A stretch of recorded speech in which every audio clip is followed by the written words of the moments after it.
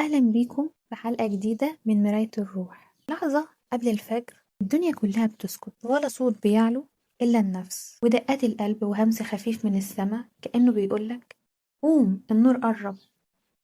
دي اللحظة اللي بتتبدل فيها الطاقات وتبدأ الأرواح تستعد ليوم جديد. الفجر مش مجرد وقت، الفجر حالة صفا وسكون ومصالحة بين الإنسان ونفسه. اللحظة اللي بتشوف فيها الفرق بين الليل والنهار، بين الخوف والرجاء، بين النهاية والبداية. الناس نايمة والدنيا حواليك هادية، بس جواك بيحصل أجمل حوار بينك وبين ربك، من غير كلام بس مليان شعور. قبل الفجر بيبقى فيه سكون الرحمة. في السكون اللي قبل الفجر ده بتحس إن الكون كله بيستعد لحاجة عظيمة. الطير لسه مصحيش، المدينة لسه مطفية، بس في إحساس جواك بيقولك في نور جاي. النفس بتخف، الهم بيهدى، والعقل بيتنفس. كأن ربنا بيبعتلك في اللحظة دي رسالة من نوع خاص، رسالة فيها لسه فيك خير ولسه في وقت. وقت الفجر مش بس للصلاة، ده موعد مع الطهارة، تطهير القلب من الكلام الكتير، من التفكير، من الخوف. لما بتصحى في الفجر بتحس إنك مش لوحدك، كأن في أرواح تانية بتقوم في نفس اللحظة، في مدن بعيدة بيطلبوا الرحمة والستر والسلام، كأنهم واقفين تحت نفس السماء وكلهم بيهمسوا بنفس الدعاء: اللهم فجر لي من الخير ما أبغى. زي مثلا في حكاية النهاردة هنحكيها، حكاية سارة والفجر الأول بعد الحزن. سارة كانت بنت بسيطة، اتجوزت صغيرة وفضلت 7 سنين تحلم بالأمومة، إن هي يبقى عندها طفل. كل شهر كان بيعدي ومعاه دمعة ودعاء وأمل جديد. لكن في يوم من الأيام وهي راجعة من المستشفى قلبها كان موجوع قوي، والناس نايمة والشوارع فاضية. بصت للسما وقالت: يا رب أنا تعبت من الانتظار. وقتها سمعت أذان الفجر، قامت داخلة الجامع وحست إن كان ربنا بيرد عليها بنفسه. دخلت واتوضت وصلت، وهي بتسجد حست بحرارة غريبة في صدرها، مش وجع، حست براحة. يومها قالت: هعيش راضية حتى لو الحلم مجاش. مرت شهور والفجر جه تاني، بس المرة دي كانت سارة شايلة بيبي صغير بين ايديها.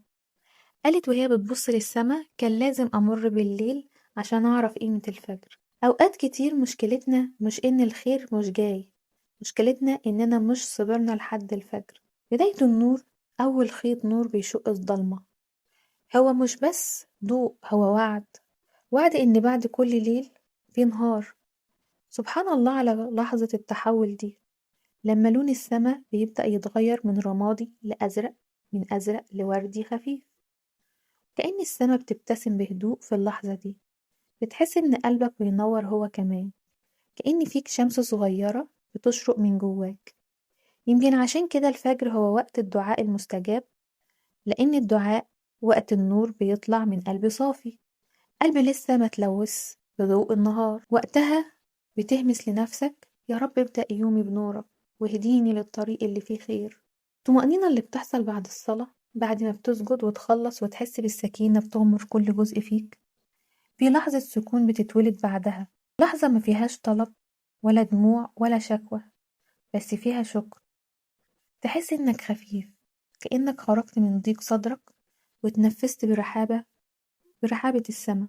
النور بيدخل من الشباك، تسمع أول صوت عصفور، وتفتكر إن ربنا كتب لك صفحة جديدة النهاردة، صفحة بيضة، وتنسى فيها اللي مضى، وتبدأ من أول الفجر في الوقت ده. حتى الصمت ليه معنى، تحس إن الكون كله بيقولك اطمن، اللي راح كان لازم يروح، واللي جاي في رحمة. تعالوا نحكي قصة أمنية والفجر اللي رجعها. أمنية كانت ست كبيرة أرملة، ولادها كان كل واحد فيهم في بلد. كانت بتقضي لياليها قدام التلفزيون والذكريات. لكن في ليلة كان فيها مطر، صحيت بدري جدا على صوت الأذان بتاع الفجر. حست بحاجة جواها تتحرك، قامت اتوضت وهي بتترعش من البرد، وقفت تصلي. كل ركعة كانت بتخليها تبكي وتبتسم في نفس الوقت. بعد ما خلصت بصت من الشباك وشافت الفجر بيطلع. قالت: سبحانك يا رب، لسه بتناديني حتى وأنا نسيت نفسي. من اليوم ده بقت تصحى كل يوم قبل الفجر تعمل شايها وتفتح المصحف وتقول ده وقتي مع ربنا. أنا بقيت صاحبة الفجر وما بسيبوش يفوتني. في ناس بتتغير مش بكلمة ولا نصيحة، لكن بلحظة صدق ما بينها وبين ربها. وقت الفجر ده أحلى وقت في الدنيا. رسائل الفجر للحياة. انت لو ركزت الفجر بيكلمك بس من غير صوت، بيقولك قوم وابدأ من جديد، انسى تعبك وابدأ يومك بإيمان. الضلمة كانت ضرورية عشان تقدر قيمة اللي النور.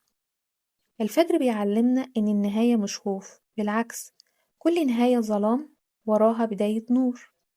الفجر مش بس وقت عبادة، ده وقت وعي، وقت تعرف إن اللي راح ما كانش خسارة، كان تمهيد لحاجة أنقى. الناس اللي بتصحى وقت الفجر هم الناس اللي بيكسبوا اليوم من أوله، وبيبدأوا على طهارة وعلى نية وعلى راحة.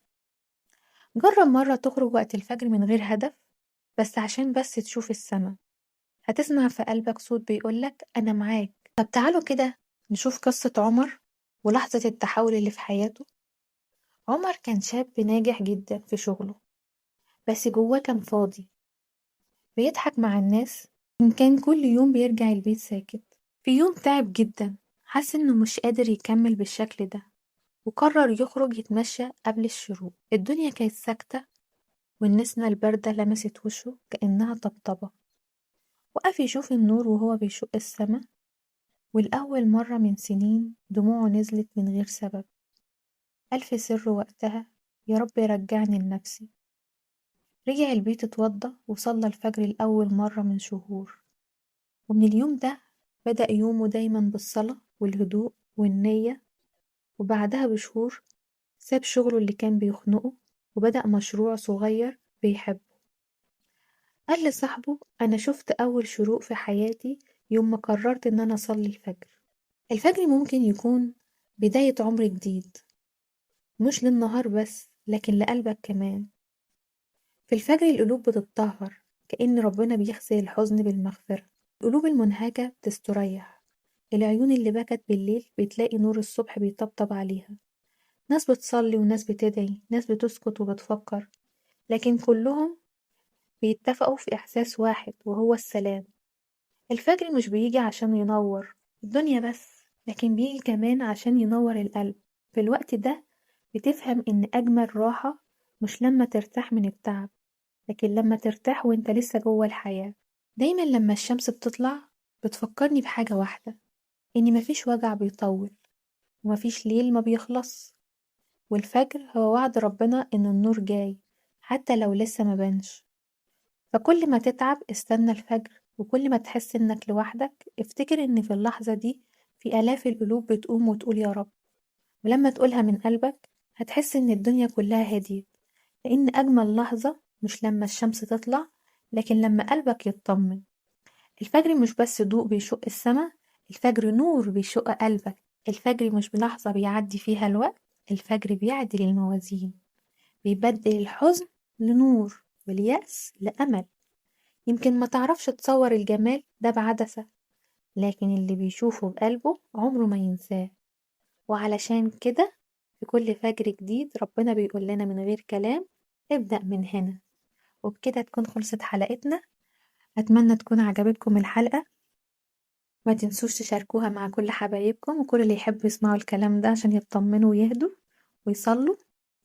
وما تنسوش تشتركوا في القناة وتفعلوا الجرس. أشوفكم على خير يا رب.